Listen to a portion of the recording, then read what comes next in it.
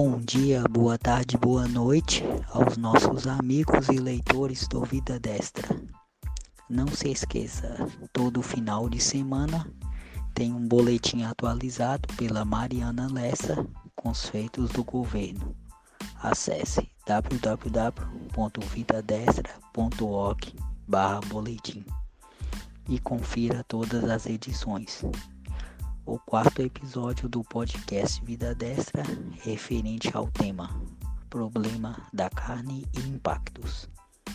Participam hoje Nunes, Fábio, Talhari, Romana de Castro, Jorge Vasconcelos e Sander Souza. Boa noite, ouvintes e leitores do Vida Destra. Vamos dar início ao nosso podcast a respeito do caso da carne.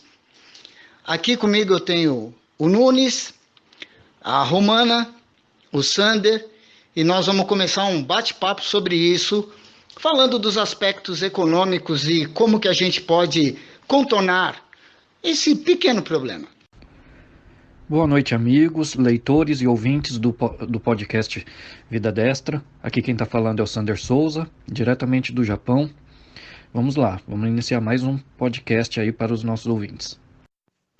Boa noite, meu nome é Romana de Castro e pegando o gancho do que o Fábio falou, de resolver o problema, nós temos que pensar em resolver de forma solidária, um ajudando o outro e com a cabeça fria, termos criatividade de enfrentar esse problema e qualquer outro problema que o país venha a enfrentar. E eu acredito que esse assunto envolvendo o aumento do preço da carne é um tema... Todo aumento de preço no Brasil é um tema bastante sensível, né? Afinal de contas, né, a maior parte da população lembra muito bem os problemas que a gente teve com inflação.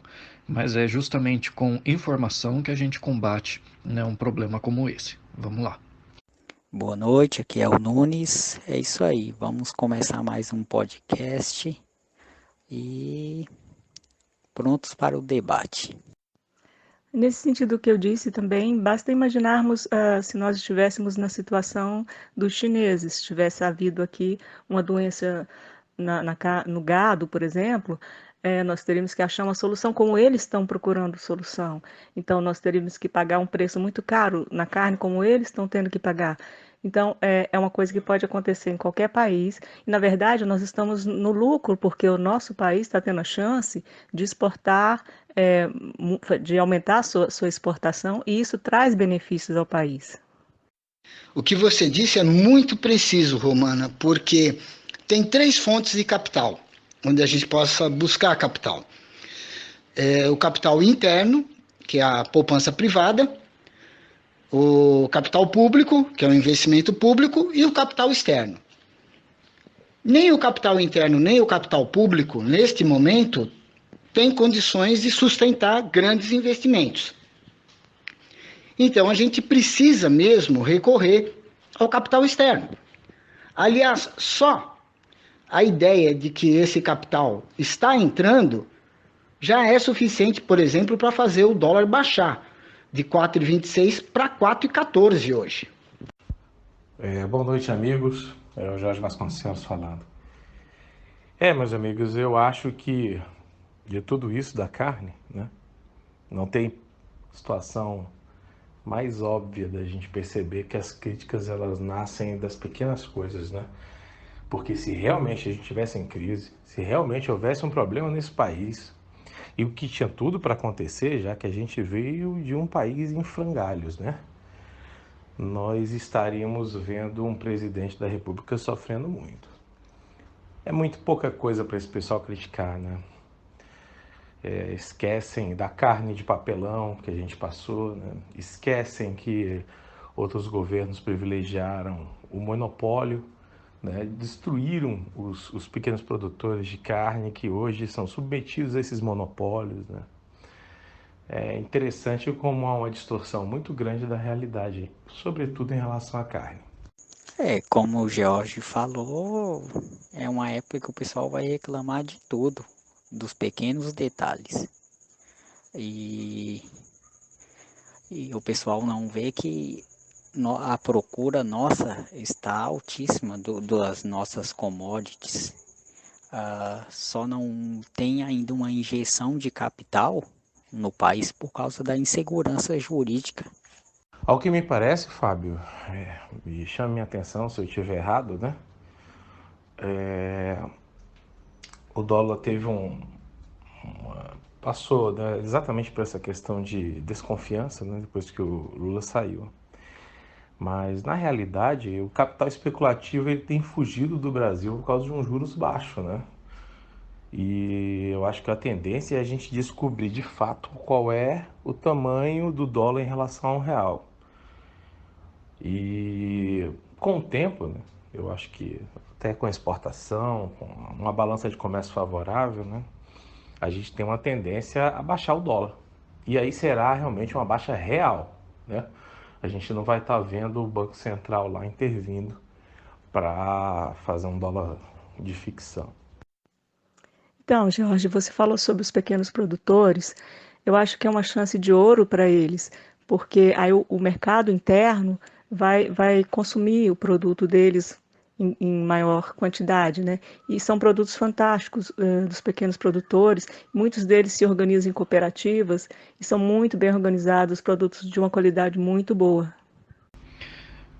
Uma coisa que eu acho interessante também com toda essa história da carne, né, além da gente perceber a forma tendenciosa, né, a forma até maléfica com que esse assunto está sendo tratado pela imprensa, a gente está percebendo também que muita gente ainda não entende como que funciona a economia de mercado, né, o livre mercado, como que os preços são formados, como que as coisas funcionam.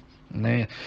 Muita gente, a qualquer oscilação brusca no preço de um determinado produto, já pensa num tabelamento, numa ação do governo, né? Por que que o governo não faz alguma coisa ou qualquer coisa do tipo, né? Isso mostra como que muita gente, além de não conhecer o funcionamento, né, da economia, né, do livre mercado, também mostra o receio tremendo que as pessoas ainda carregam com relação à inflação. Pois é, mas reclamar é a bandeira deles, né? Com ou sem razão. Então, alguns estavam reclamando no mês de outubro sobre a deflação. Agora, no mês de novembro, eles reclamam sobre essa inflação por causa principalmente da carne, do aumento da carne. Então, o lance é reclamar de tudo para ver se cria esse ambiente ruim. Só que não vai funcionar, as pessoas já estão procurando informações. Sim, Romana, não tenha dúvida disso, mas só que esse monopólio, ele atrapalhou muito o pequeno produtor, né? Agora o pequeno produtor está tendo que lutar para um mercado novo, que, a meu ver, é sazonal, né? Porque a China vai resolver o problema dela de carne e a gente vai enfrentar o mesmo problema aqui, porque a gente continua com o monopólio. Eu acho que o Fábio até escreveu sobre isso, né? Então não tem meia dúzia de empresas que comanda toda essa questão de carne no nosso país. Então é algo que a gente tem que parar para ver, porque isso daí afeta diretamente o pequeno produtor, né? O pequeno produtor fica à mercê desses grandes, porque só pode vender para eles, né? Veja só, Jorge, o dólar ele sobe por conta de duas coisas, né? Ele é flutuante. Então, ele sobe por causa da oferta, tem que haver dólares entrando no Brasil, e por conta da sensação de risco, porque ele é um ativo seguro. Todas as vezes que os investidores sentem risco, eles correm para o dólar ou para o ouro. Por isso o dólar subiu. E as empresas que são um oligopólio, as quatro grandes que dominam a estocagem frigorífica, elas aproveitaram isso para especular. Em toda a cadeia econômica, você sempre tem que olhar com atenção onde existem poucos agentes, porque esses agentes têm poder de controlar o mercado ou de influenciar preços. Verdade, viu, Nunes? Esse é um ponto importante mesmo. A insegurança jurídica tá fazendo com que pessoas que estejam realmente interessadas em investir para a produção no nosso país, eu não estou falando de mercado especulativo, né? Eles pensem duas vezes, porque o receio é grande. Mas, por outro lado, também, a insegurança jurídica dos outros nossos países vizinhos, né? estão fazendo com que empresas grandes abandonem esses países para vir para o Brasil. Então, a nossa insegurança jurídica, embora exista, ainda é menor do que a dos países vizinhos. O Sanders falou do mercado, né, livre, né? E a gente fica chocado de ver a própria direita reagindo, querendo que o governo interceda, mas é um absurdo, né? É impressionante. Pois é, Fábio, eu tenho certeza que a questão da desconfiança afeta diretamente o dólar, tá? E também, isso é sabido, né? Houve uma especulação muito grande em relação a todos esses acontecimentos, tanto é que isso foi amplamente divulgado na mídia tradicional. Quando isso acontece de forma sistemática, você pode ter certeza absoluta que não é porque foi uma notícia que tomou o mundo, mas é uma notícia que interessa a grupos. Sobretudo, esses são muito fortes. Então, Sander, observando o que você falou, eu acho que as pessoas têm que ter consciência aqui no Brasil agora de que a cada momento um vai ter que ceder um pouco, perder um pouco, para no final todos ganharem. Não pode mais ficar assim, mas eu tenho que resolver o meu problema, eu tenho que resolver a minha questão e só. Não, cada tempo, em cada momento, em cada situação, um vai ganhar, outro vai perder, mas no fim todos vão ganhar se o Brasil crescer. Exato, Romano. A gente tem que confiar na técnica, né? A gente tem alguns princípios a serem seguidos e temos que confiar nisso, porque senão o Brasil não vai sair do atoleiro. E tudo isso que foi dito, né, é muito importante, né, concordo com todos os meus amigos aqui que comentaram, e eu acrescento um ponto a mais, né? Dentro de tudo isso envolvendo a carne, ainda tem um outro fator que, para vocês verem como que são as coisas, né? Tem um fator que influencia muito o preço da carne, mas que felizmente, né, dada a situação da nossa economia, ele acabou não tendo um peso tão grande. Eu nem vi muita gente falar a respeito, que é a cotação do preço da soja. Né? A gente sabe que a China também é uma grande importadora da soja brasileira, e com relação à soja e à carne, né, a gente sabe que a soja ela é muito utilizada para a produção de ração animal. Né? Então, ela também faz parte, né, do preço, ela entra na composição do preço da carne. E mesmo com o aumento da exportação de soja para a China, né, a gente não teve um abalo muito grande, uma influência muito grande, né, desse aumento de exportação para compor o preço da carne. Né? O que realmente aumentou muito o preço da carne foram outros fatores. Esse fator quase não pesou, pelo menos não nesse momento. Olha, eu acho que com essa gritaria histérica, por qualquer razão, seja deflação ou seja inflação, a esquerda quer impedir de discutir o problema real. O problema real é o oligopólio. Poucas empresas controlando um setor do mercado. Com isso, elas influenciam o preço. Nós, aqui no Brasil, temos que nos acostumar com essa ideia de mercado livre, assumir o poder do consumidor, que nem a Romana disse, a gente ter união, trocar informações, tem a internet para isso hoje, para então poder aproveitar os mercados onde eles são pulverizados, onde existe uma concorrência perfeita, e não ficar reclamando que o Estado tem que resolver tudo, gente. Isso é um negócio absurdo. Até o povo é dependente do dinheiro público aqui no Brasil, isso não pode continuar. E com certeza o pessoal que critica, né, eles realmente, como vocês disseram, né, eles estão tentando tirar o foco do problema real, né, que é essa concentração, né, que há nesse setor, né, concentração nas mãos de poucas empresas, né. E o interessante é que tudo isso começou justamente no governo do PT, com aquela política de criar campeões nacionais, né, usando o dinheiro público do BNDES, né. Então é óbvio que o pessoal vai querer, né, tirar o foco dessa história, porque querendo ou não, eles são os responsáveis por grande parte do que está acontecendo hoje.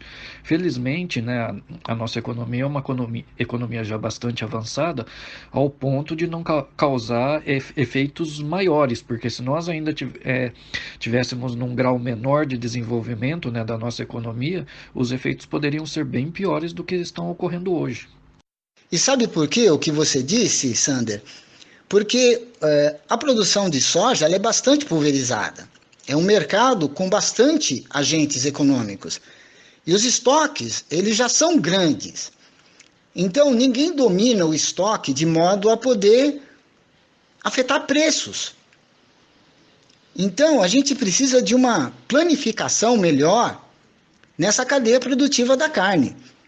E até, como a Romana disse, eu acho que esse é o momento dos pequenos e médios frigoríficos reentrar ou tentar entrar nesse mercado.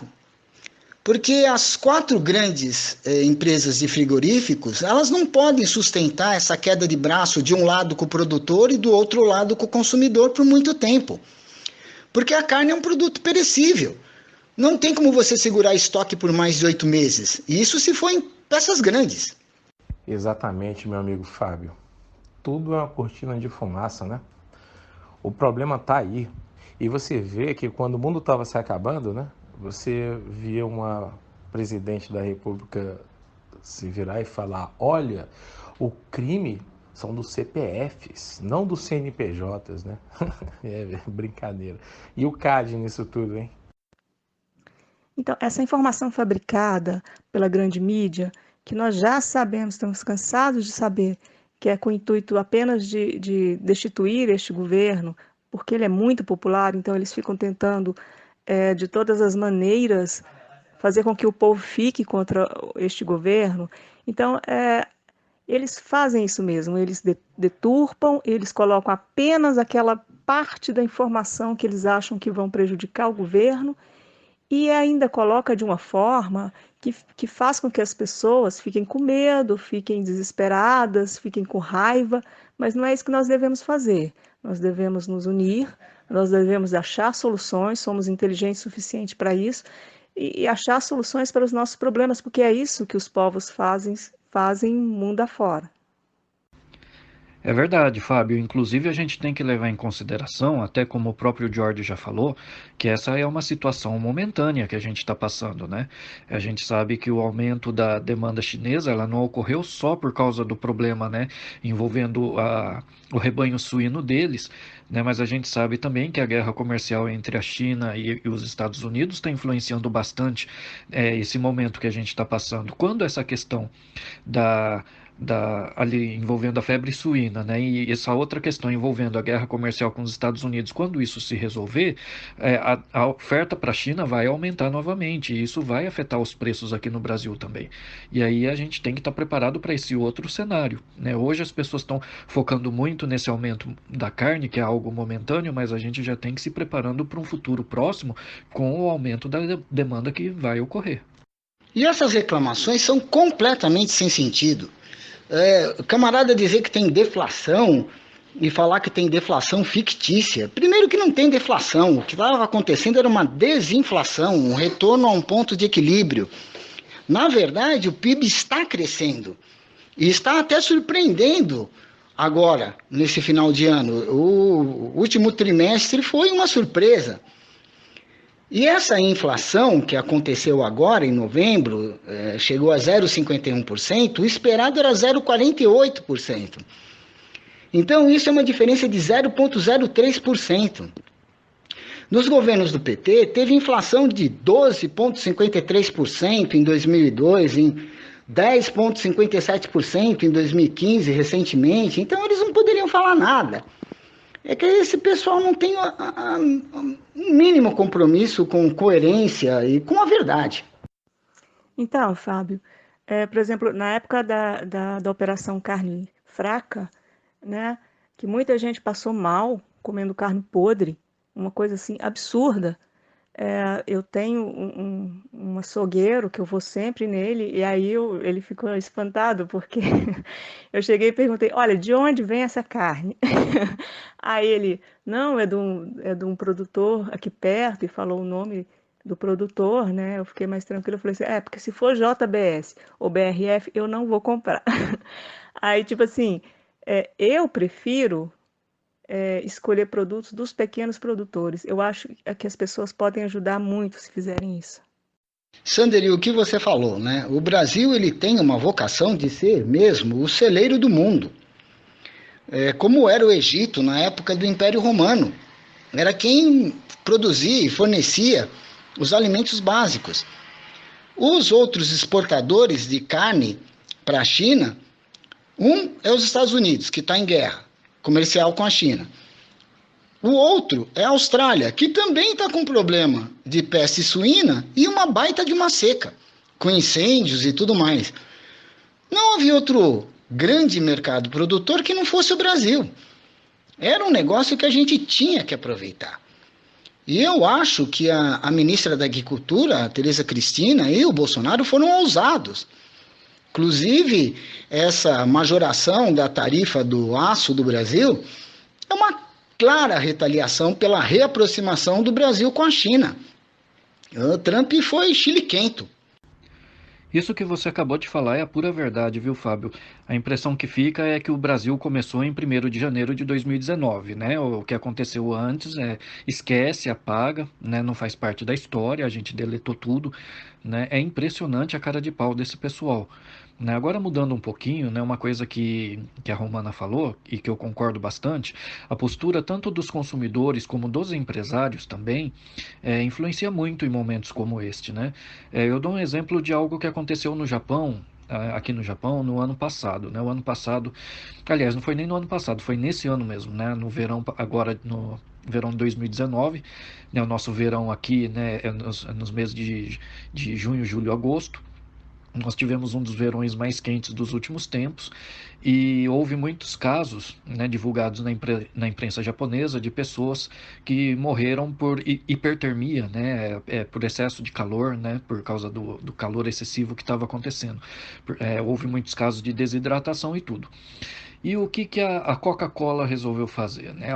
Houve um aumento muito grande na demanda por bebidas, né? Principalmente por isotônicos.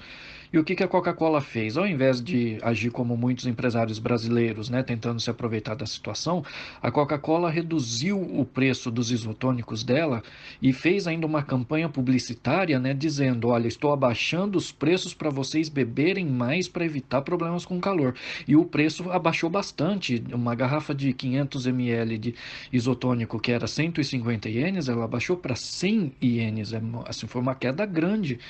E você vê que tipo, houve perda para a Coca-Cola? Muito provavelmente, se houve, foi pequena, porque o aumento que teve de demanda depois disso compensa qualquer queda de preço, né? Fora a melhora na imagem da própria empresa. Então, a mentalidade do empresário e do consumidor brasileiro precisa mudar. Sandra, a gente vai ter que se preparar, porque a China vai voltar com tudo, porque quando ela percebe que tem um problema logístico ou de produção, ela simplesmente se prepara. Então ela vai vir para matar o mercado, tá? E outra coisa, Fábio, engraçada essa história aí da desinflação, né? E como o pessoal quer colocar e impingir ao povo uma sensação de sofrimento, quando ela não existe, né? E aí, mais engraçado, as pessoas se esquecem daquela história do feijão, né? As pessoas se esquecem também que a luz ela quase dobrou de preço. A gasolina dobrou de preço quando veio tudo à tona. As pessoas se esquecem que a gente está pagando ainda a Petrobras para que ela se recupere, tá? E se esquecem que esse ano ela já começou a recuperação dela tendo lucro. Se esquecem que ela teve que fazer uma série de concessões, ela teve que se conciliar e pagar acordos bilionários, né? E a gente, quando fala de bilhão, está falando de bilhão de dólar. Tudo isso acontecendo, mas as pessoas estão querendo se agarrar aí, talvez no momento que é totalmente extra-governo, isso daí o governo não tem nada a ver com isso, né? O mercado, querem jogar até isso nas costas do Johnny Bravo, né? Eu acho engraçado, Fábio, porque o Trump quer que o Brasil compre essa briga aí, cara. E o Bolsonaro, espertamente, né, não tá entrando na onda, né? Não, a gente faz negócio como um todo. Eu acho que o Trump ficou chateadinho também, mas ele vai engolir, cara. Ele vai engolir porque o Brasil é muito grande, muito forte, para que ele não tenha o Brasil como um aliado. Eu concordo com você, Fábio. Inclusive, eu acredito que essa questão do Trump restaurar as tarifas sobre a importação de aço e alumínio do Brasil, para mim isso é uma clara demonstração de que nós estamos no caminho certo, né? Se chegamos ao ponto de incomodar os Estados Unidos desta maneira, é porque a gente está fazendo a coisa certa, né? Inclusive, uma coisa que eu escrevi no meu último artigo, a gente precisa ter em mente que, economicamente falando, o nosso agronegócio é o único setor da nossa economia que tem condições de competir em pé de igualdade com qualquer potência do mundo, né? E os nossos principais concorrentes, como você acabou de colocar, não estão em condições de concorrer com a gente agora, né? Tanto é que os Estados Unidos começaram a espernear, é birra pura, né? Eu, na verdade, eu fico um pouco preocupado, claro, com relação ao setor de aço e alumínio, mas eu acredito que, olhando o quadro geral, isso vai ser muito bom para o Brasil, porque a gente está fazendo a coisa certa. Mas aí, Sandra, aí sim é que é uma intervenção, digamos assim, né, inteligente do governo. Porque o governo começa a incentivar determinadas atitudes que vão dar um prejuízo menor depois, porque se as pessoas ficarem doentes, elas vão deixar de produzir, sem contar também o sistema que eu desconheço, né, mas o sistema de saúde, que deve ser privado, né, mas deve ter um custo também. Eu acho que isso daí, sim, é usar inteligência e gestão. A diferença do aço e do alumínio é que eles conseguem se sustentar, eles conseguem segurar. E como o americano não tem negócio com a China mais, né, estão tentando segurar, então vão trazer da onde? A nossa produção de minério é absurda, então eles vão ter que se submeter. Aí o mercado está a favor do Brasil, então essa tarifa aí não vai ter efeito. Essa guerra comercial é ótima para a gente. Porque o Brasil não pode tomar partido de um lado ou de outro. Então, é hora do mercado se preparar mesmo para atender a demanda. Pois é, sobre o Trump, eu li que ele também pode estar fazendo papel de quem vai disputar as eleições que estão muito próximas, né? Esse papel de defensor do país. Mas, seja qual for a situação, eu estou de cara, porque eu ainda não vi nenhum petista defendendo Trump até agora. Era para estar defendendo ele. E sabe uma coisa que eu estava pensando esta tarde mesmo? Eu lembrei de Dom João VI, que eu acho que é um dos caras mais injustiçados da história do Brasil. Dom João VI, ele tinha uma capacidade de esticar a corda e decidir no último momento, mas decidir corretamente, que por incrível que pareça eu vejo no Bolsonaro. Eu imaginava que ele fosse mais duro de cintura, mas ele não é. Ele tem até humildade para mudar de ideia, para flexibilizar, para buscar melhores soluções. E ele fala coisas que as pessoas implicam porque é politicamente incorreto, mas a condução dele é correta. Fábio, é impressionante. Eu estava pensando exatamente na questão aí do bloqueio continental francês, você lembra? É engraçado, né? Dom João VI, exatamente. E uma coisa que eu queria também, né, aproveitar para deixar aqui para os nossos ouvintes, né, como eu estou aqui no Japão, muita gente às vezes não tem noção de como funciona o mercado, né, fora do Brasil. Né? E aqui no Japão, bom, todo mundo sabe, o Japão não tem matérias-primas, o Japão importa todo o petróleo que consome, né? Importa boa parte da dos alimentos, importa matéria-prima para tudo quanto que é coisa, e é um país altamente industrializado. Então dá para vocês imaginarem o volume de importações do Japão. E os preços aqui, eles são relativamente estáveis, mas não são congelados. Eles também oscilam ao sabor da oferta, da procura, da demanda, né? Oscila dependendo da cotação mundial. Por exemplo, aqui no Japão, depois daquele acidente nuclear de Fukushima, o governo mandou desligar as usinas nucleares que respondiam por quase 30% da energia elétrica consumida no Japão. Né, as usinas termoelétricas tiveram que se desdobrar para dar conta de suprir a demanda. E as usinas termoelétricas aqui, elas são movidas a energia produzida através da queima de óleo.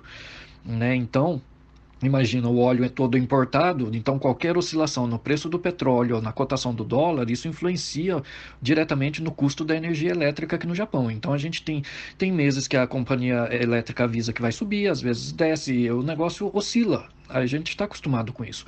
A mesma coisa acontece com o preço do combustível, né? O preço do combustível sobe, desce, tem hora que fica caro, tem hora que fica mais barato, né? Mas a gente está acostumado com isso.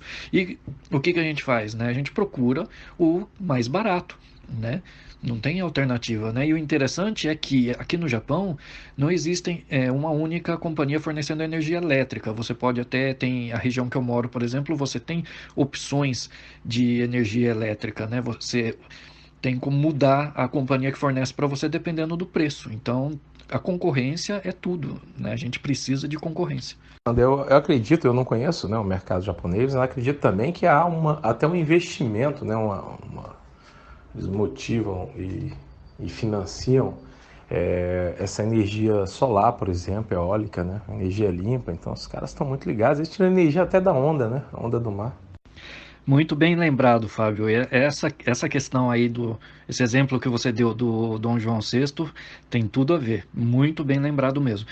E abrindo um parêntese rápido aqui, né, com toda essa questão envolvendo aí o Donald Trump, a questão da tarifa sobre o aço e o alumínio, eu só fico com peninha dos hermanos argentinos, né, porque eles entraram nessa briga de cachorro grande aí e eles não têm como competir, como fazer nada não. Agora, fechando parênteses, né, deixando uma coisa bem clara para os nossos ouvintes, né? Ao contrário do que o Donald Trump tenta passar, não há nenhum tipo de manipulação do nosso câmbio, né? Porque a mensagem que ele passa é essa, né? Ele está tentando, né, acusar o Brasil de estar manipulando o câmbio para ganhar mercado, né? E na verdade nós estamos ganhando mercado através do aumento da demanda, através do aumento da nossa produtividade e da qualidade dos nossos produtos. Isso não tem nada a ver com câmbio, né?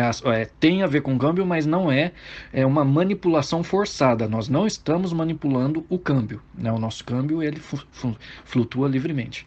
Isso, Sander. Só que é o seguinte, de certa forma, no entender dele, né, quando a gente baixa lá os juros no Copom, ele entende que isso daí é uma manipulação, né? Porque afeta diretamente o câmbio.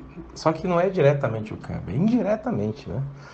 O capital especulativo foge porque não tem mais atrativo, né? Então o dólar sai. Sim, George, é verdade, né? Depois do que aconteceu em Fukushima, né? O aumento na demanda por painéis solares, né? Por energias renováveis, né? Isso tudo aumentou muito aqui no Japão. Tanto que de cada 100 casas, novas casas construídas, 90 já vem com um painel solar já no projeto.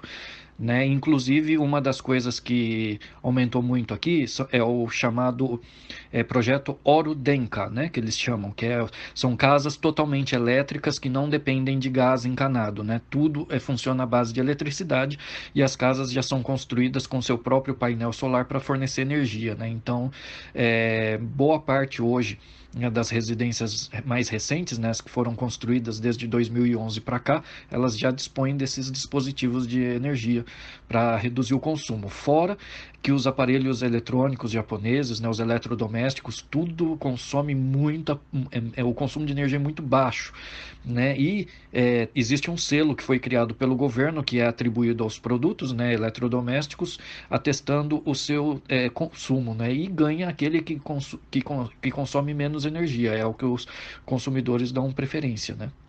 É claro que essa história do Trump dizer que a gente está manipulando o câmbio é um absurdo completo. Nosso câmbio é flutuante, não decorre de produtos agrícolas, é nada disso. A explicação dele, a desculpa dele é absurda. É nhen, e ele está irritadinho porque a gente se reaproximou da China. Só isso. Mas ele tem outros interesses aqui. Isso não é uma posição sustentável, nem a médio nem a longo prazo. Fábio, eu acredito que esse posicionamento do Trump ele é puramente eleitoreiro, né? É uma atitude eleitoreira visando a eleição presidencial americana do ano que vem. Ele está tentando só dar uma satisfação ali para os seus eleitores, né? Aquela velha história do American First, né? Então ele está simplesmente sendo coerente com tudo aquilo que ele pregou, né? No fundo é isso. Sim, Sander. E aí daí, aqui na nossa imprensa, já é uma coisa super valorizada, né? Já que eles querem falar, tá vendo? Nem o Trump, que era uma relação, assim, que o Brasil estava se gabando, que o Bolsonaro estava se gabando, não é uma relação sólida, tá vendo? Sander, comparar o Japão com o Brasil é até uma covardia. Eu me lembro de um caso que eu cito como exemplo nas aulas, né? De um ministro da economia japonês que teve o nome divulgado na imprensa a respeito de uma doação ilegal de campanha. O cara foi na televisão, renunciou, pediu perdão para os eleitores e pediu para que também não deixassem que essa denúncia, que vazou só na imprensa, não tinha nem julgamento, nem inquérito, nada, afetasse o sucessor dele. E o valor da doação ilegal era o equivalente a não mais do que 40 mil reais. Esse é um povo com vergonha na cara. E aqui no Brasil parece que vergonha passa longe. Ah, Romana, os caras fazem notícia até sem motivo, imagina com uma dessa, né? Aí os caras até deve ter esquerdista seguindo o Trump agora no Twitter.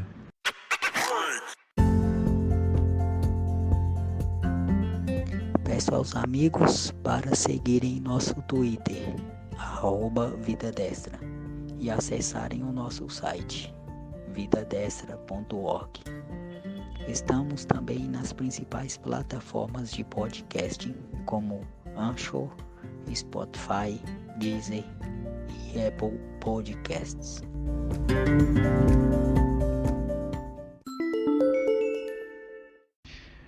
E, amigos, eu vou dar um outro exemplo aqui para vocês, né, de como que a concorrência é importante e qual é o peso que o Brasil tem no comércio internacional quando a gente fala de commodities e aqui eu vou dar um exemplo da carne de frango, né? O Japão ainda não está importando a carne bovina brasileira, né, mas o Japão importa muita carne de frango, né?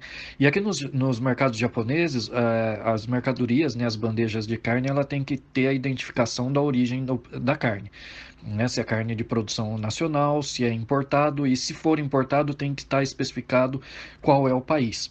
Eu fico muito contente quando eu vou ao mercado e vejo as bandejas com a identificação do Brasil, né? E o que eu chamo a atenção aqui é que normalmente o frango brasileiro ele é o que tem a melhor aparência e o preço mais baixo, né? Só que o Brasil não é o único fornecedor de frango para o Japão, né? A gente vê muito frango chinês, tem frango da Tailândia, tem das Filipinas, né? Tem de produção nacional, tem do Brasil, né?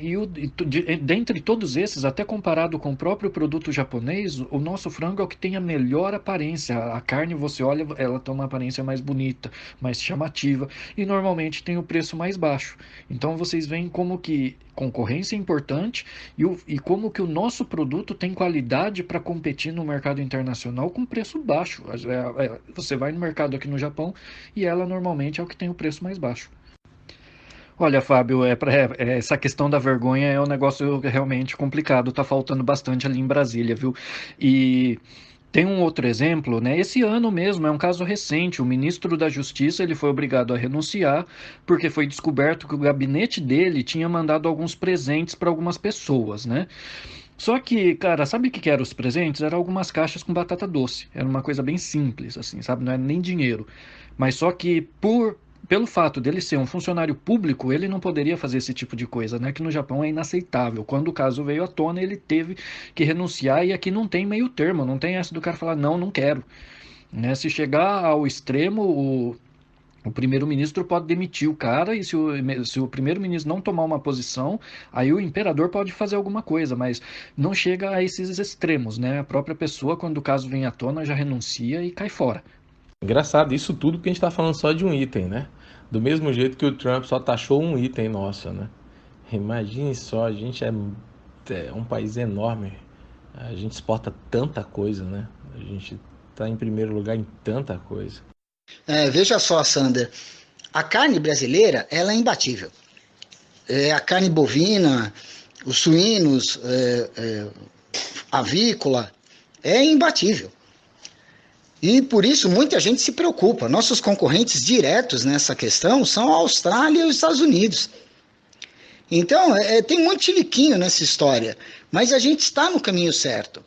Nesse momento está se abrindo uma oportunidade no mercado.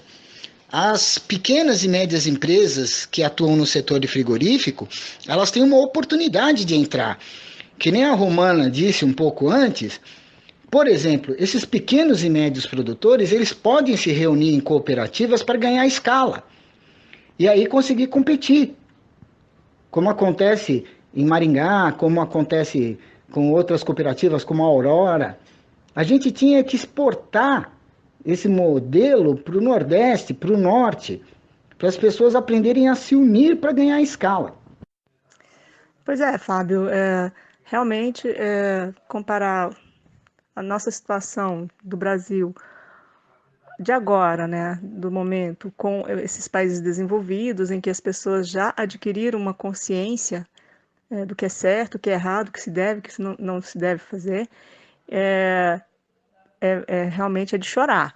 Mas, com a entrada do Bolsonaro, por exemplo, nós estamos vendo um presidente que está fazendo muita coisa que nós nunca vimos fazer. Por exemplo, eu, desde que nasci, nunca vi um presidente fazer.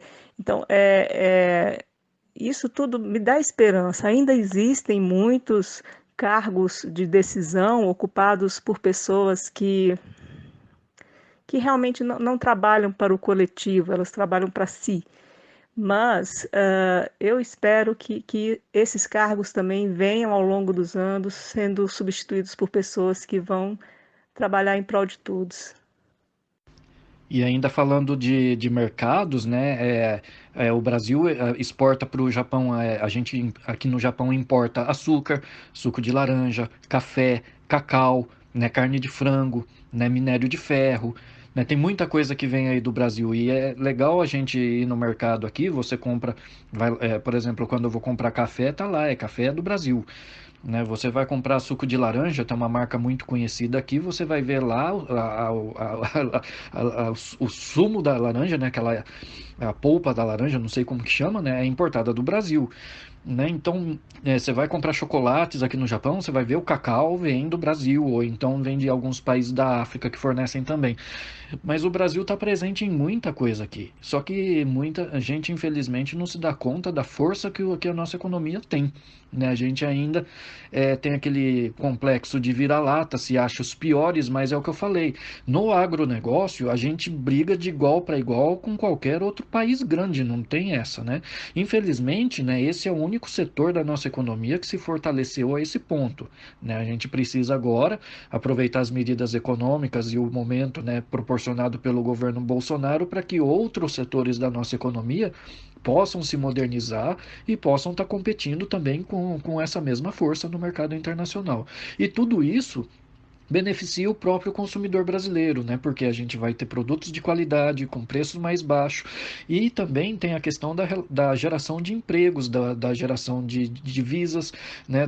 Dos impostos que são recolhidos. Então é uma cadeia produtiva, isso gera um efeito cascata positivo muito grande que beneficia todo mundo. Sandra, isso acontece muito porque, ao meu ver, né, o mercado brasileiro também é pungente, né? O mercado interno consome muito, cara, e a gente esbanja, né? Esbanja, é impressionante. Ô Sandra, na boa, eu tô aqui rindo muito, cara. Quer dizer que o ministro da Justiça do Japão renunciou ao cargo por causa de batata doce, velho. Aqui os caras devolvem 100 milhões de reais que estavam na conta dele, como se não fosse nada, meu. E o cara renunciou por causa de batata doce, mano. Ah, vai precisar de muita evolução espiritual neste país, viu? Romana, Deus te ouça. Eu acho também que existe gente que tem vergonha na cara, quer fazer as coisas melhorar, mas pelo amor de Deus, até chegar nesse nível de evolução espiritual, gente do céu. É verdade, George. O nosso mercado interno ele é grande pra caramba, tanto que 60% do nosso PIB vem justamente do consumo das famílias, né? Então, a força do nosso mercado interno é muito grande. Não é à toa que, apesar de tudo que acontece, apesar, né, da certa insegurança jurídica que nós estamos passando no momento, né? Apesar de tudo isso, o Brasil ainda atrai investimentos, porque nós temos um mercado consumidor muito grande.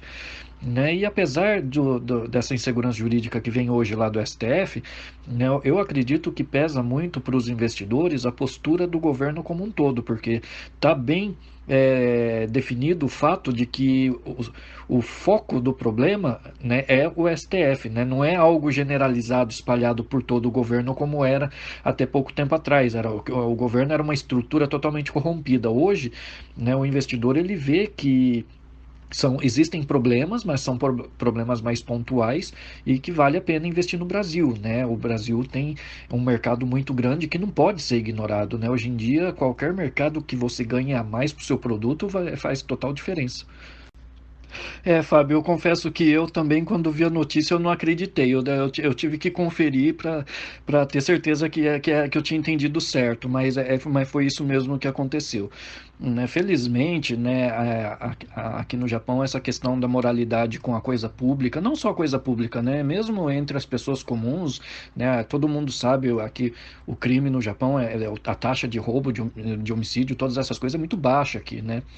Mas eu vejo que o povo brasileiro, de uma forma geral, ele também tem uma boa índole, uma boa moral. Infelizmente, né, a gente às vezes tem uma má impressão do Brasil, porque em postos importantes, muitas vezes a gente vê pessoas que não se portam dessa maneira, né? Basta a gente ver o episódio recente que aconteceu ali no Congresso Nacional, onde um cara confessa que falsificou assinaturas e fica tudo por isso mesmo. E eram assinaturas envolvendo um documento de um projeto de lei super importante, né? Que é aquele, se não me falha a memória, é aquele projeto que aumenta o fundão, que já é uma coisa imoral, né? Então, infelizmente, são poucas pessoas, mas por elas estarem em postos importantes, acaba afetando a imagem do todo, né? Mas felizmente o brasileiro não é isso que é refletido ali no Congresso, não. Graças a Deus. Fábio, é engraçado mesmo, mas, tipo assim, eu vou continuar batendo na mesma tecla. Eu nasci aqui, eu cresci aqui, eu vou morrer aqui no Brasil, então eu tenho que dar um jeito de fazer com que as coisas aqui melhorem. É um trabalho de formiguinha, como você mesmo disse uma vez, mas é o que eu tenho que fazer, eu acho. Mas voltando, né, ao nosso assunto principal, que é o assunto da carne, né, eu acredito que agora, né, o papel principal nessa história, né, o grande protagonista vai ser o consumidor brasileiro, né? É, É como o Fábio colocou, né? Não é o pessoal, né? Os grandes frigoríficos, eles não podem querer entrar numa queda de braço com o consumidor, porque eles vão sair perdendo, né? O consumidor é o lado mais forte nessa história, né? O que nós precisamos agora é que o consumidor tome consciência, né, dessa força que ele tem nas próprias mãos, né? É necessário que antes de se comprar, que se pesquise, que se compre o mais barato, se for necessário que deixe de consumir carne e passe a consumir outra fonte de proteína, né? Existem alternativas, mas nós precisamos agora, né, que o nosso consumidor se torne mais consciente do seu papel, mais consciente da situação verdadeira, né? Por isso que eu achei importante a gente também estar debatendo esse assunto aqui, para que as pessoas entendam, né, a importância real desse assunto, né, para que a gente consiga, né, através dessa ação do consumidor, quebrar um pouco, né, das pernas aí desses grandes frigoríficos que estão tentando manipular a situação para ganho próprio. Pois é, Sandra, eu acho assim, foram vários anos em que esse comportamento maléfico dentro do serviço público foi alimentado, né? E nesses últimos 13 anos, pelo PT, então, foi muito alimentado, né? Foi quase que uma obrigação a pessoa ser assim. Então, agora, para a gente ver o caminho inverso, que mal começou, né? Só tem um representante do Poder Executivo, né? Então, a gente, para ver esse caminho inverso, claro que a gente quer que seja no outro dia, mas vai demorar um pouco. Talvez eu não veja, eu não tenha vida suficiente para isso. Mas eu acredito que se continuar no caminho certo, as próximas gerações talvez venham a ver esse tipo de coisa acontecer. Olha, eu também, Romano, eu não quero sair daqui. Eu adoro esse lugar, eu amo esse país. Eu fui criado realmente de uma maneira diferente. Já sou de uma geração que passou da minha idade, já tenho 54 anos, vi acontecer muita coisa aqui, já vi acontecer inflação de 2.000% ao ano. tem coisas que eu simplesmente não acredito que ainda estão sendo discutidas aqui. E a gente tem um caminho muito longo para percorrer, para arrumar na economia, na cultura, né, nesse imediatismo das pessoas e nas mentiras que estão sendo veiculadas, né? Hoje eu estava procurando índices de inflação para poder fazer comparativos e eu encontrei jornais, periódicos, revistas eletrônicas, né, de esquerda, dando números completamente falsos. E as pessoas mentem e quando são descobertas fazem de conta que não foi nada. Falsificam assinaturas e dão a resposta assim, eu falsifiquei mesmo, e aí? Eu lembro do Gedel, quando queria construir aquele mega prédio lá no bairro histórico de Salvador, que falaram para ele, o que você está fazendo? Ele falou, ai, qual é o problema? Peguei um dinheirinho, 50 milhões. Romana, eu concordo com você, né? Concordo com o que o Fábio colocou também, né? Eu acredito que a gente tem um caminho longo, né, para resolver toda a situação, né, que o Brasil se encontra, principalmente quando a gente fala de mentalidade das pessoas, né? Mas eu acredito que por mais difícil e longo que seja o caminho, né, a gente já está trilhando ele e até que rápido. A gente está terminando já o ano de 2019. E deve ser o primeiro ano nos últimos anos aí recentes, ou talvez o primeiro ano da história, não sei, eu não lembro de ter visto algo parecido, mas pelo menos a gente está aí concluindo um ano onde não há escândalo de corrupção no governo, né? E isso mostra que sim, existem pessoas, né, que não são apenas bem intencionadas, mas são pessoas que colocam em prática, né, bons princípios, bons valores, né? Isso é o mais importante, né? Porque de boa intenção a gente sabe que o inferno está cheio, né? A gente precisa de pessoas que mais do que boas intenções, que elas coloquem realmente em prática boas atitudes, né? Que façam um bom trabalho, né? Que coloquem em prática, né, tudo aquilo de bom que a gente espera que as pessoas façam, principalmente aquelas que estão no serviço público, né? E se hoje nós estamos aí colhendo os resultados que nós estamos colhendo na economia, na segurança pública, em outros setores, é porque felizmente tem pessoas que sim, né, tem boa índole, tem bom caráter, estão colocando a mão na massa, estão dando a cara a tapa, né? E a gente precisa de mais pessoas assim. Né? Infelizmente o brasileiro, como foi colocado, né, o brasileiro ainda é muito imediatista, né? Mas eu acredito que aos poucos, né, e fazendo o trabalho que o Vida Destra vem fazendo, a gente vai mudando, né, a consciência das pessoas e mostrando para elas que as coisas não acontecem do dia para a noite e que cada um tem o seu papel, né, dentro dessas mudanças. Pois é, Sander, você citou os grandes produtores, eu acho que também entra nessa história da carne, né, voltando ao tema, os comerciantes também, que terão a oportunidade de se aproximar do consumidor com preços mais baixos em certas ocasiões, né, com promoções, e também se o comerciante quiser praticar preços abusivos, aproveitando a situação, ele vai perder cliente, ele vai ser marcado, ele vai queimar o filme, né? E quanto ao que você falou agora, Fábio, ah, dessa situação de que nós estamos vivendo no Brasil e várias coisas de mau comportamento, né, de muitos brasileiros. É um problema que nós temos e, assim, é um problema que nós temos que resolver, né? Eu acho assim, sei lá, nem tudo é muito ruim, nem tudo é muito bom, e essas pessoas já estão ficando em evidência também. As pessoas estão criando uma consciência, o brasileiro que realmente não está disposto a ser um criminoso, a ser um desonesto, ele está criando uma consciência também de rejeitar essas pessoas e de não aceitar mais isso. Romana, para você ter ideia, na esteira do que você falou, um dos articulistas da revista deu uma sugestão sensacional na trilha depois do artigo a respeito da carne. Ele falou, por que a gente não troca fotos de preço, troca informações aqui na internet sobre preços? É uma ideia simples, genial e que corresponde ao nosso tempo. Porque a última grande revolução aconteceu com duas grandes descobertas tecnológicas. Uma é a internet e a outra é a engenharia genética. A internet é uma ferramenta poderosíssima.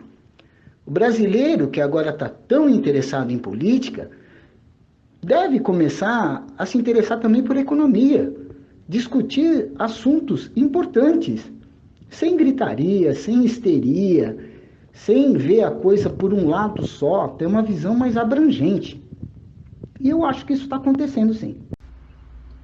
É verdade, Fábio, eu concordo com você, né? Hoje a mentalidade do brasileiro, inclusive graças a toda a tecnologia que nós temos disponível hoje, né, a mentalidade das pessoas, dos consumidores, ela tem mudado bastante, né? Eu vi quando você citou, acho que você chegou a publicar no Twitter, se eu não me engano, porque eu vi algo a respeito que você comentou, né, dessa história de trocar fotografias, né, de preços, né, de um consumidor passar para o outro, né, onde está mais barato, onde que tem oferta de produtos, né?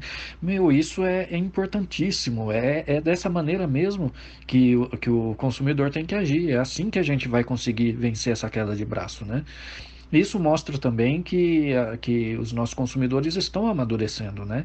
E esse amadurecimento é necessário, é algo que faz bem para a sociedade como um todo, né? Não é, muitas vezes a pessoa pensa só no ganho imediato que ela está tendo ali economizando, mas na verdade o ato que ela tem de pesquisar preço e de comprar onde está mais barato, rejeitando abusos, né? Isso daí tem um efeito cascata em toda a economia que a maioria das pessoas não compreende, não percebe, né? Mas o importante não é nem tanto ela perceber tudo isso, o importante é ela ter a atitude correta, né? De pesquisar, de correr atrás do mais barato, de trocar produtos, de trocar marcas. Né? No Brasil a gente tem um pouco ainda aquela questão de fidelidade a uma determinada marca, mas a gente tem que ter uma fidelidade maior ao nosso próprio bolso, né? Então se deixar essa questão um pouco de marca de lado, né? Mas lógico, né? Desde que a gente troca um produto de um produto A para um produto B, mas sem perder na qualidade também, né? E só para constar, Fábio, eu também já vi muita coisa na minha vida. Eu me lembro em 1986, 87, na época do Plano Cruzado, né, da maravilha que foi a questão da carne naquela época, né, quando não tinha carne nos açougues para comprar. Tenho certeza que muitos dos internautas que reclamam da coisa hoje aí, que fica aí nessa histeria da carne, nem era nascido talvez naquela época e não sabe o que a gente passou. Pois é, para vocês verem que, tipo assim, é um tipo de atitude que pode ser até focada nessa questão da carne e pode se expandir para outras questões, de um ajudar o outro, além do ganho material de você comprar mais barato, desculpa, e provocar no comércio uma redução de preço, provocar nos comerciantes também uma mudança de postura, você ainda trabalha ao mesmo tempo a educação das pessoas. Você está educando as pessoas a serem solidárias, a serem proativas, a pensarem na resolução de problemas. A vida é isso, gente. A vida é resolver problemas desde a hora que nasce até o último instante. Você está resolvendo problemas e resolver da melhor forma possível.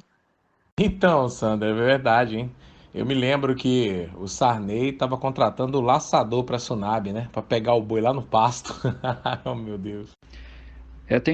Eu vi pela imprensa, né, que uns dias atrás o presidente Bolsonaro promoveu um revogaço de leis e decretos, né? Eu só espero que ele tenha se lembrado de incluir na lista ali a revogação da lei de Gerson, né? Porque essa daí pelo amor de Deus, é uma das que atrasam bastante a gente. O problema, Romano, é que realmente o brasileiro tem um problema de memória, né? Ele não achou nada demais, por exemplo, o apagão que teve na época do FHC. Além de ter o apagão, que foi de uma incompetência terrível, né? O consumidor não poderia consumir mais do que o que estava acertado pelo governo. O patamar acertado pelo governo, sob pena de multa e depois de corte. Você já imaginou um absurdo desse? Então, algo muito que ninguém discute, né? Aí estão falando do valor da carne, meu Deus do céu. Na época ninguém pensou em pedir o impeachment do FHC, né? Sandra, eu acho que a lei de Gerson já é reflexo dessa alteração na nossa vida. Eu acho que o brasileiro não era assim. O brasileiro ele começou a querer dar um desperto de malandro quando a mídia começou a nos mostrar assim, né, a terra do samba, a terra disso, sabe, que o cara é o malandro, é o esperto. Então, isso daí já é reflexo do que a gente discutiu no último podcast, né? A questão cultural e essa subversão.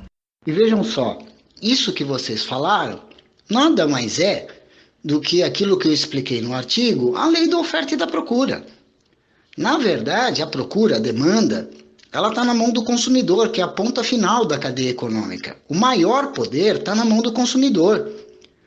Se as pessoas buscarem informação, buscarem conscientização, elas afetam o mercado. Se os meios de imprensa se importassem mais com questões realmente cruciais para o destino do Brasil e não ficar fazendo calúnias, mentiras ou apontando picuinhas, a gente poderia sim estar avançando com mais velocidade. E olha, George, para você ter uma ideia com essa questão da energia elétrica e do apagão, logo depois do acidente nuclear lá de Fukushima, né, quando o governo mandou desligar de uma hora para outra todas as usinas nucleares aqui do Japão, são 47 usinas, né, para vocês terem uma ideia, respondia na época 30% do fornecimento total de energia do país.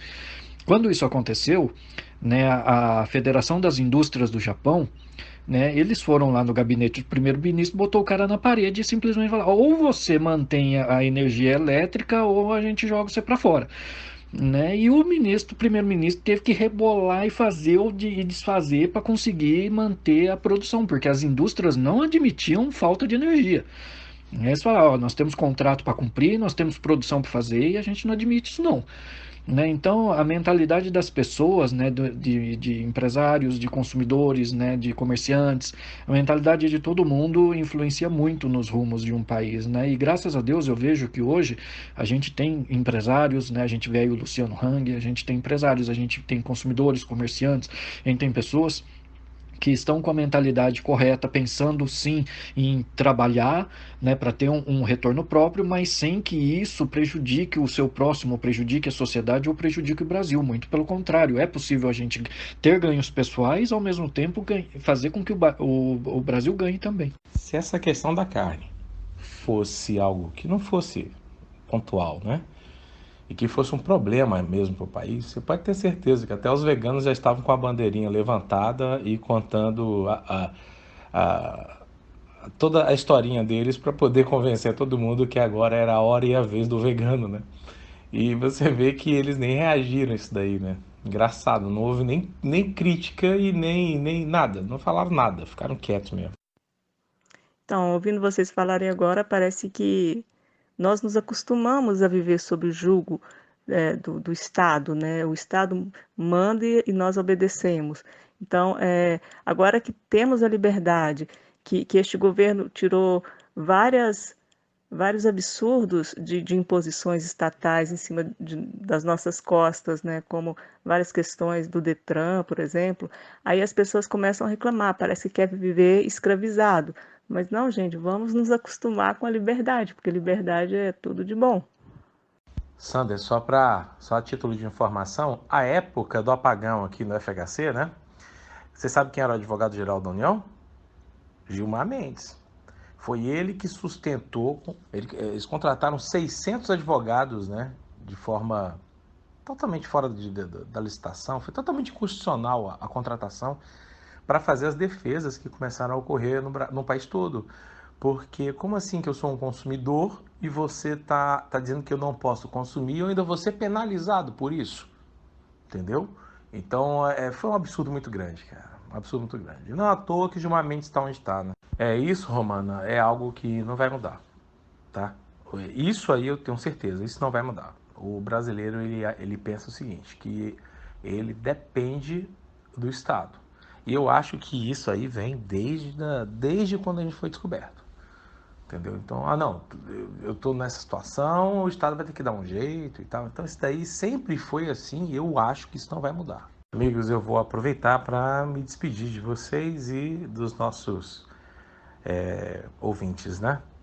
Um abraço e até o próximo podcast.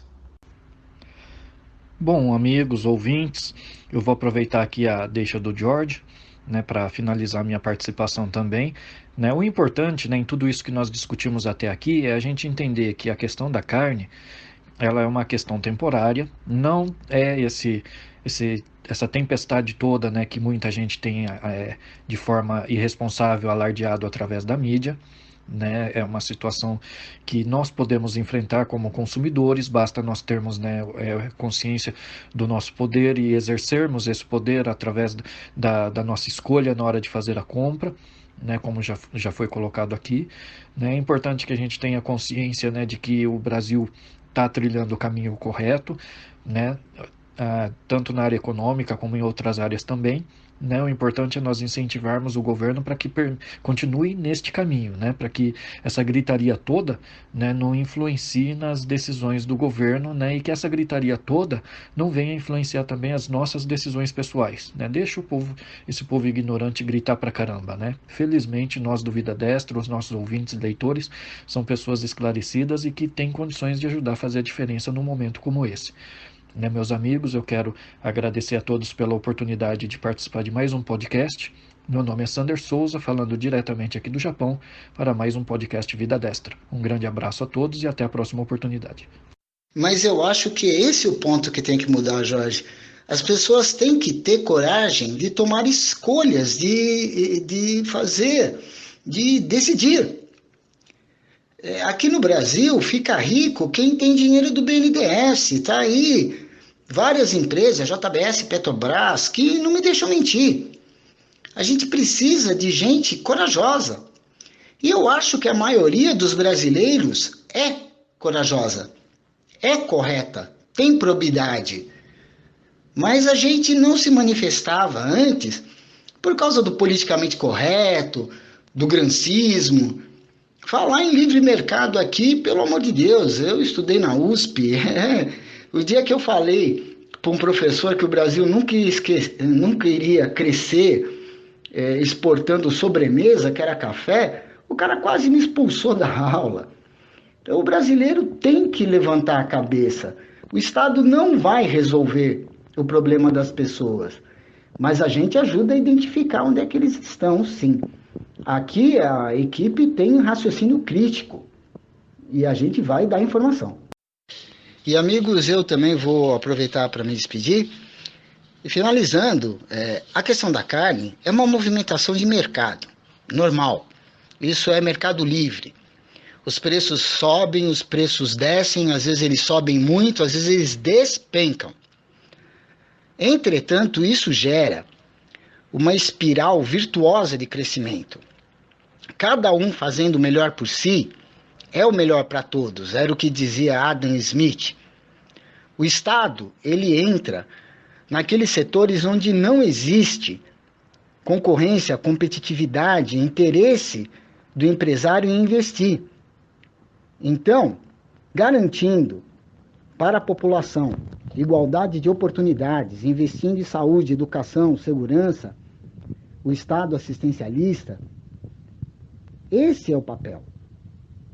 O Estado coloca as pessoas em pé de igualdade em relação às oportunidades que elas têm. Agora, o resto, quem faz somos nós. Muito obrigado, gente. Boa noite e espero vê-los no próximo podcast. Então, para finalizar também a minha parte, eu vou continuar sendo otimista, não cegamente otimista, mas acreditando que temos mesmo que sempre buscar resolver os problemas que nos aparecem, buscar resolver da melhor forma possível, buscar aprender sempre com todas as dificuldades que tivermos, seja nossa vida privada, seja como cidadão em relação ao país. E eu acho que isso está acontecendo sim, está acontecendo pelo que o Fábio falou também, pelas facilidades de comunicação das redes sociais, e seja por que motivo for, nós temos que continuar tentando. E já conseguimos muita coisa sim e vamos conseguir mais. Então a todos vocês uma boa noite, espero que tenham gostado, porque eu gostei muito. Até mais.